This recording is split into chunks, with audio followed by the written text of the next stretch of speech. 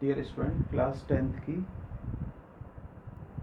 1.2 exercise में कल हमने सवाल 4 तक बताए थे।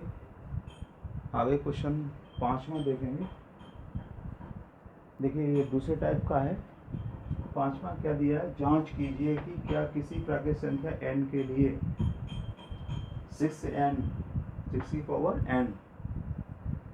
अंक शून्य पर समाप्त हो सकता है। यानी इसकी हमें ये देखना है कि इसकी वैल्यू अगर n क्या है, n प्राकृतिक संख्या नेचुरल नंबर के लिए n की वैल्यू हम कुछ भी रखें यहाँ पर, तो हमारी वैल्यू यूनिट डिजिट कितना आना चाहिए, यूनिट डिजिट 0 आना चाहिए। ये आ सकता है कि नहीं आ सकता है, इसको हमको चेक करना है। तो इसको चेक करने के लिए क्या करना पड़ेगा, देखिए 6 की पावर n का मान एक ऐसी संख्या है जिसमें इकाई का अंक 0 है, तो 6 की पावर n क्या होना चाहिए, 5 से विभाज्य होना चाहिए। वो क्यों, देखिए 5 का विभाज्य जब होगा तो इसका मतलब 5 का मल्टीपल 6 में करेंगे तो कितना आ जाएंगे, 30। तो 30 में क्या आता है, 0 आ जाता है। इसलिए जो 5 का डिजिट जरूर आना चाहिए इसमें, तब एक यूनिट प्लेस आपका क्या आ सकता है, यानी इकाई का अंक 0 बन सकता है। तो हम क्या करते हैं, 6 की पावर n के अभाज्य गुणनखंड करके देखते हैं। तो 6 की पावर n के अभाज्य गुणनखंड करेंगे तो क्या मिला हमें, देखिए 2 × 3 और पावर n लगा दी जो लगी हुई थी। तो इसमें 6 की पावर n में हम अभाज्य गुणनखंड देखते हैं, तो अभाज्य गुणनखंडों में हमें 5 नहीं दिखाई देता, हमें 5 नहीं मिलता है। तो 5 जब हमें नहीं मिल रहा तो इसका मतलब है इसका इकाई का अंक 0 नहीं हो सकता। तो वही हमने लिखा है, 6 की पावर n के अभाज्य गुणनखंडों में 2 या 3 के अतिरिक्त कोई अन्य अभाज्य गुणनखंड नहीं है, यानी 5 नहीं है इसमें। तो 6 की पावर n का कोई अभाज्य गुणनखंड नहीं हो सकता, अतः 6 की पावर n शून्य पर समाप्त नहीं हो सकती। ये चीज़ हम लिख देंगे। इसी तरह से हम इसका दूसरा भी क्वेश्चन कर सकते हैं जो मैंने आपको PDF में दिया है। जैसे 4 की पावर n को निकालना है, उसको भी देखना है हमें, 0 अंक उसको आ सकता है कि नहीं आ सकता। सेम इसी तरह से करना है, वो आप खुद करेंगे।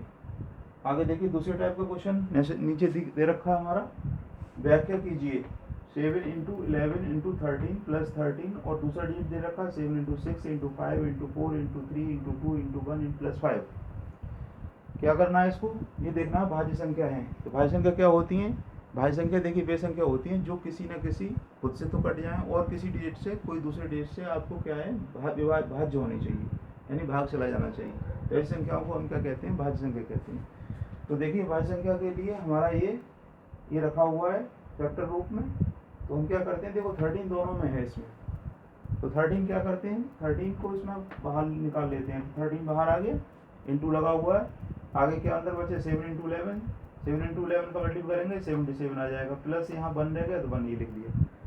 77 में 1 प्लस करेंगे तो आपका कितना हो गया, 78 हो गया। 78 × 13 आ गया। तो इसका मतलब है हमें क्लियर दिखाई दे रहा है कि ये भाज्य संख्या है, क्योंकि 13 अलग हो गया, 78 अलग हो गया। 13 का डिवाइड जा ही रहा है, इसका मतलब ये संख्या मल्टीपल करके देखें तो 3 बनती है।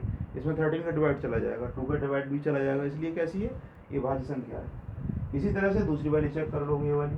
तो ये वाली कितनी दे रखी है, 7 × 6 × 5, 4 × 3 × 1 ये दे रखा है। इसमें भी देखो 5 क्या है आपका, दोनों में है, इसलिए 5 को बाहर निकाल लीजिए। 5 को बाहर निकालेंगे, अंदर बचा 7 × 6 × 4 × 3 × 2 + 1।